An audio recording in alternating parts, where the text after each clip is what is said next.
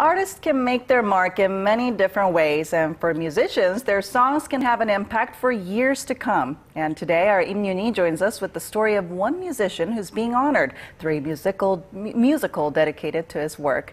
Welcome. Hello. So the late indie musician Lee Jin-won, he was a beloved musician here in Korea. He created the one-man band called Moonlight Nymph, the Grand Slam Homer. Now a musical was created in honor of this musician, featuring some of his most popular works.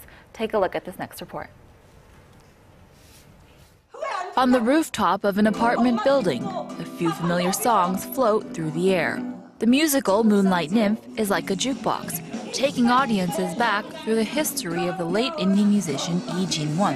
Hobble, Acorns, and My Song are just a few of Lee's songs that make up the musical score for this energetic performance.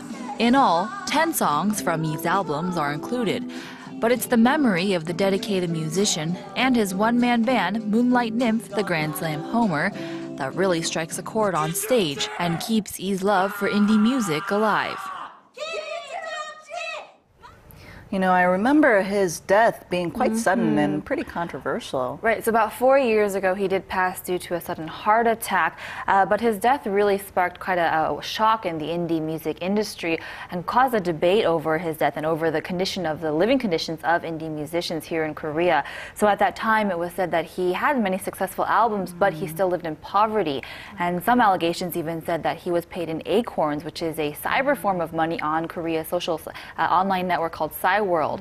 And so it was very shocking to hear some of that about a musician that a lot of people did know about. Okay. Well, how does Korean wave or the love for K-pop from around the world, how does that affect indie music industry? So a couple pros and cons with that. So with the boom of K-pop around the world, so the indie music industry kind of took a hit and some attention was diverted away from the indie music industry as a result. But while K-pop did do well abroad, now the attention is going back to Korean indie music as well.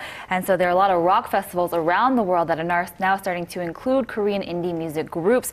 And there are festivals here in Korea, but in North America and Japan, those are a couple of countries, a couple areas that do feature a lot of Korean indie music groups in their festivals.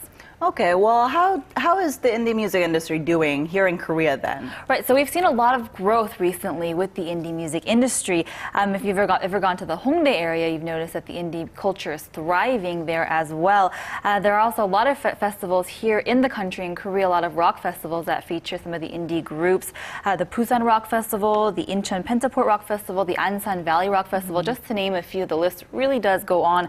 But you can see now, especially in this digital age, a lot of opportunities for these indie musicians to get their music out there and to express their creativity. Okay, well, let's hope for the best for them in the future. Always a pleasure.